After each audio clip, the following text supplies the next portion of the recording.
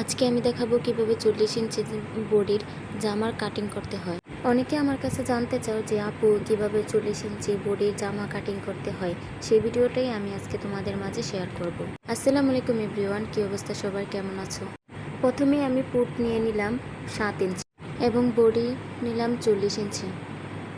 40 ইঞ্চি বডির 4 ভাগ করলে 10 হয়। আমি এখানে 11 নিয়ে নিলাম, কারণ সেলাইয়ের জন্য এক্সট্রা 1 ইঞ্চি নিয়ে নিচ্ছি। তারপর সাইড পাড়া নিলাম 14 ইঞ্চি।